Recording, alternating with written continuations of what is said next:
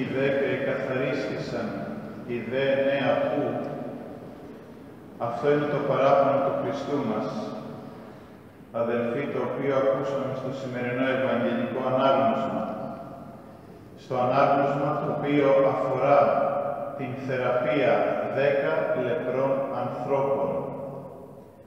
Ο Χριστός μας σε μία από τις πολλές του περιοδίες στα αγιασμένα μέρη της Ιουδαίας συνήθισε μία ομάδα ανθρώπων.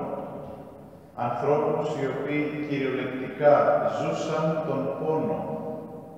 Μία ομάδα ανθρώπων που δεν είχε ελπίδα, έπασχαν από αυτήν την φοβερή ασθένεια της λέπρας.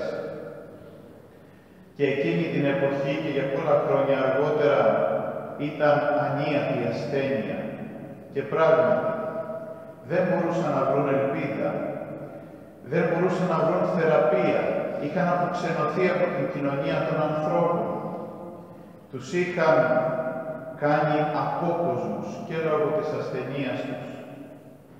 Ζούσαν στο περιθώριο, έξω από τους υπόλοιπους ανθρώπους. Γι' αυτό και δεν είχαν τίποτε στον κόσμο πλέον, παρά μόνο ήταν κάποιοι αργοπορημένοι νεκροί λόγω της ασθενείας τους. Και όταν είδαν τον Χριστό μας, αυτόν τον Θεό της αγάπης, να έρχεται κοντά τους, να περνάει από εκεί, από το μέρος στο οποίο βρισκόταν, έκραξαν όλοι μαζί μια φωνή: «Ιησού επιστάτα, ελέησον ημάς, ελέησέ μας, εσύ, ο οποίος είσαι ο Ιησούς, ο σωτήρ του κόσμου, ο επιστάτης, εκείνος ο οποίος επιστατεύει, επιστατεί και κυβερνά τους ανθρώπους. Ελέησέ μας, θεράπευσέ μας, είσαι η μοναδική μας ελπίδα». Σε αυτόν απευθύνθηκαν.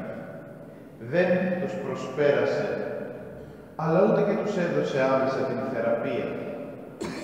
Αντιθέτως, το πρώτο πράγμα που τους είπε ήταν: «Πηγαίνετε να δείξετε τους εαυτούς σας στους ιερείς», διότι κατά την συνήθεια της εποχής, αν κάποιος έπασχε από αυτήν την ασθένεια και θεραπευόταν, θα έπρεπε για να πάρει έγκριση να εισέλθει και πάλι στην κοινωνία των ανθρώπων από τους ιερείς του Θεού, από τον ναό του Θεού. Από εκεί θα έπρεπε να λάβει την ευλογία ο κάθε θεραπευμένος, ώστε και πάλι να μπει μέσα στην κοινωνία των ανθρώπων. Και τους λέει τώρα, στους ασθενείς, στους λεπρούς, πηγαίνετε να δείξετε τους εαυτούς σας στους ιερείς. Μα η θεραπεία, το σώμα τους ακόμη έπασχε από την λέπρα. Δεν είχαν δει κάτι διαφορετικό. Πού να πάνε, γιατί να πάνε στους ιερείς? Κι όμως ο Χριστός μας τους βάζει σε μία δοκιμασία. Και οι άνθρωποι εκείνοι ξεκινούν εμπιστευόμενοι τον Λόγο του Χριστού μας και πηγαίνουν. Και στον δρόμο, καθώς τα σώματά τους τα ρύπιζε ο αέρας, αλλά η χάρις του Θεού ήταν εκείνη που τους γέμιζε και τους θεράπευσε τελικά. Και πράγματι, πήγαν στους ιερείς και ήταν πλέον πεντακάθαροι, θεραπευμένοι, δόξαζαν τον Θεό για τη μεγάλη θεραπεία, αλλά ξέχασαν κάτι πολύ βασικό. Ξέχασαν να επιστρέψουν σε εκείνον που τους χάρισε την θεραπεία. Γι' αυτό και όταν μόνον ένας από αυτούς, ο οποίος ήταν και Σαμαρίτης, κατά το γένος, αυτός μόνον επέστρεψε πίσω στον ευεργέτη, σε εκείνον που τους χάρισε την θεραπεία.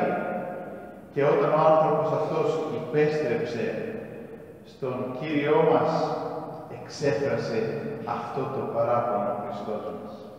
Ουχή οι 10 εκαθαρίστησαν, οι δε 9 πού. Μα όλοι αυτοί δεν θεραπεύθηκαν.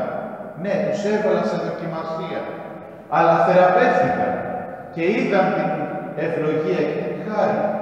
Γιατί δεν επέστρεψαν να αποδώσουν δόξα στον Θεό. Το παράπονο του Χριστού, αδελφοί, μας κάνει εντύπωση.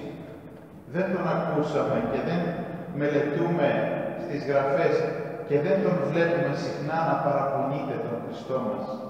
Γιατί τώρα παραπονέθηκε?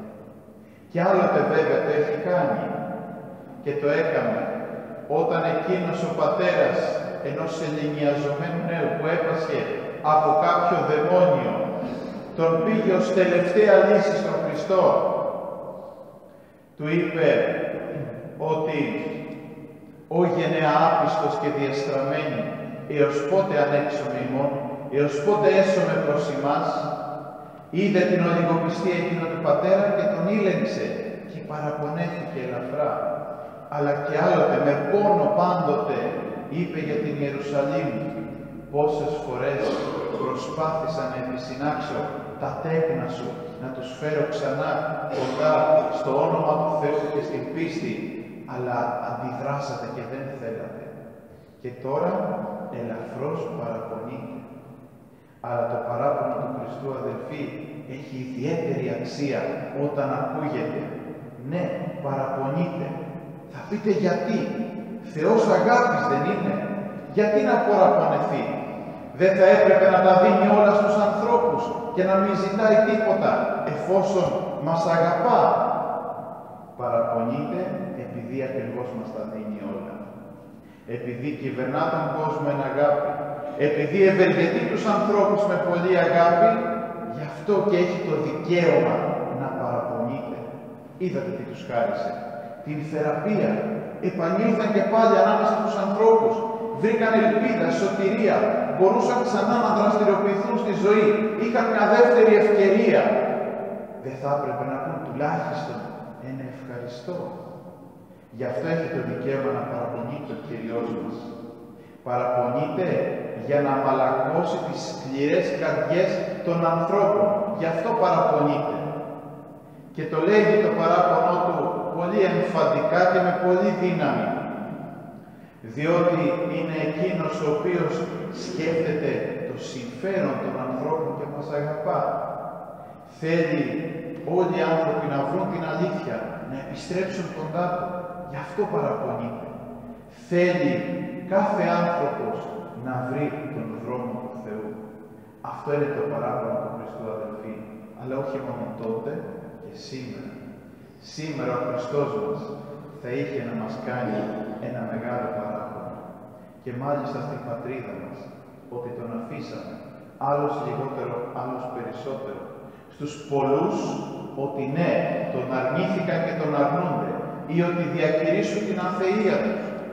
Στους πολλούς ανθρώπους και στους άρχοντες ακόμη, ότι τον ξέχασαν, ότι πηγαίνουν στον ναό του, στη Θεία Λειτουργία, μόνο κατά το πρωτόκολλο, όταν πρέπει, όχι για να προσευχηθούν, αλλά για το θεαθήνα της ανθρώπης.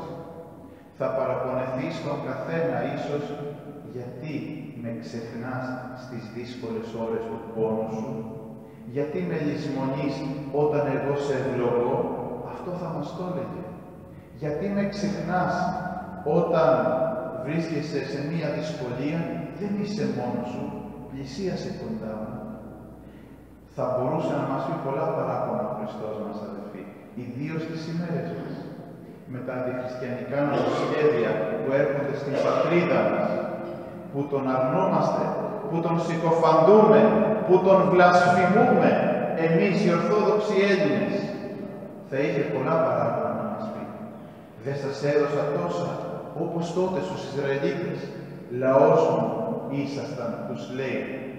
Πόσο σας χάρισα και εσείς τι μου ανταποδώσατε. Μου δώσατε, αντί να με δοξάσετε, μου δώσατε χολήν και όξος επάνω στο σταυρό. Αυτό λένε και τα τροπάρια της Μεγάλης Εβδομάδος. Θα είχε πολλά παράπονα να πει. Αλλά δεν είναι Θεός που παραπονείται επειδή βλέπει μόνο την κακία των ανθρώπων. Θέλει την σωτηρία μας. Γι' αυτό παραπονείται. Εμείς, αδελφοί, τι θα το ανταποδώσουμε? Θα το ανταποδώσουμε κι εμείς παράπονα? Θα το ανταποδώσουμε καλύτερα αχαριστία? Θα πούμε, Θεέ μου, μας ξέχασες επειδή έχουμε προβλήματα, επειδή έχουμε πόνους, θλίψεις, δοκιμασίες, ασθένειες, οικονομικές κρίσεις? Θα το ανταποδώσουμε κακία? Εκείνος μας αγαπά και μας ευεργετεί. Πρέπει να το ανταποδώσουμε ευχαριστία, όπως αυτός ο ένας λεπρός, αδελφοί. Να πούμε κι εμείς εκ βαθέων το ευχαριστώ Συ, Κύριε, για τις φανερές και εμφανείς ευεργεσίες Σου, τις οποίες έκαμες προς εμάς όλους. Μας το έχει διδάξει η διαδρομή μας και η προσωπική και σαν έθνος. Πόσα δεν μας έχει χαρίσει, ας εξετάσει ο καθένας τον εαυτό του. Πόσα μας χάρισε, πόσα μας έδωσε και στις θλίψεις μας εκεί ήταν και περίμενε από εμάς να τον πλησιάσουμε. Πρέπει να τον ευχαριστούμε ακόμη και στους πόνους μας, αδελφοί, όπως το έκανε ο Άγιος Ιωάννης ο Χρυσόστομος, που έλεγε αυτή την μνημειώδη φράση «Δόξα τω Θεώ, πάντων ένεκε, και στα καλά και στα δύσκολα». Να κάνουμε αυτό που έλεγε ο Άγιος Γρηγόριος ο Παλαμάς, ο Αρχιεπίσκοπος Θεσσαλονίκης, ότι όποιος ευχαριστεί το Θεό και στα δύσκολα, γιατί εκεί φαίνεται η αξία του χριστιανού, του πιστού τέκνου του Θεού, εκείνος, η γλώσσα εκείνου που δοξάζει τον Θεό στις δύσκολες καταστάσεις της ζωής του, είναι γλώσσα μάρτυρος που έχισε το αίμα του για τον Χριστό. Πρέπει λοιπόν να ανταποδίδουμε την ευχαριστία μας, όχι μόνο με λόγο, ή απλώς να πηγαίνουμε για ένα προσκύνημα ή να ανάβουμε ένα κερί στην χάρη του Θεού, αλλά με την ζωή μας. Αυτή είναι η ανταπόδοση της ευγνωμοσύνης. Όταν αποθέσουμε, όπως λέει και σήμερα στο Αποστολικό Ανάγνωσμα ο Απόστολος Παύλος, πάσαν κακία, κάθε ψεύδος, κάθε αμαρτία, όταν ζούμε κατά το θέλημά Του με πίστη, όταν Τον ακολουθούμε στις δύσκολες νέες καταστάσεις της ζωής μας, όταν ανταποδίδουμε ευχαριστία και στους ανθρώπους που μας ευεργέτησαν, μας έδωσαν αγωγή, στους γονείς μας, στους παιδαγωγούς μας, στους πνευματικούς μας πατέρες, στους ανθρώπους που μας αγάπησαν και μας βοήθησαν από τη μικρή μας ηλικία, να ευχαριστούμε και τον Θεό, να ευχαριστούμε ακόμη και τους εχθρούς μας, που μας κάνουν κακό και μας υποφαντούν. Γιατί? Διότι αυτοί οι άνθρωποι μας βοηθούν χωρίς να το καταλαβαίνουν να πλησιάσουμε περισσότερο τον Θεό και να γευθούμε την χάρη Του. Ναι, αδελφοί, να ευχαριστούμε τον Θεό και για τους εχθρούς. Ας ανταποδώσουμε ευχαριστία.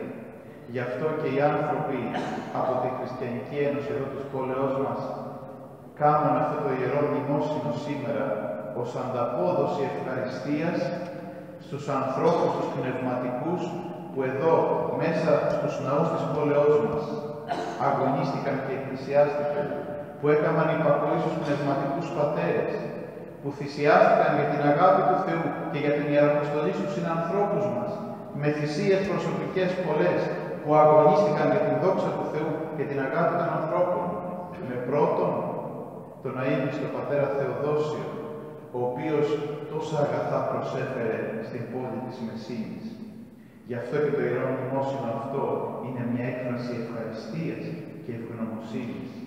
Γι' αυτό, αδελφοί, και με αφορμή αυτό το ιερό μνημόσυνο, αλλά και με το Ευαγγελικό Ανάγνωσμα το σημερινό, ας ζήσουμε καθημερινά στη ζωή μας αυτό το ευώδες άνθος που λέγεται ευγνωμοσύνη και ευχαριστία. Να δοξάζουμε τον Θεό.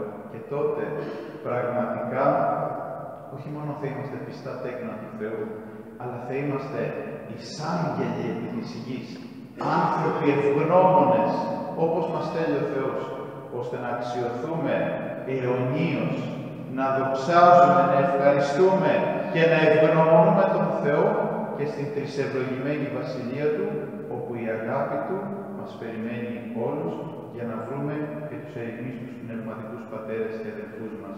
Αμήν. Να μας το χαρίσει ο Θεός.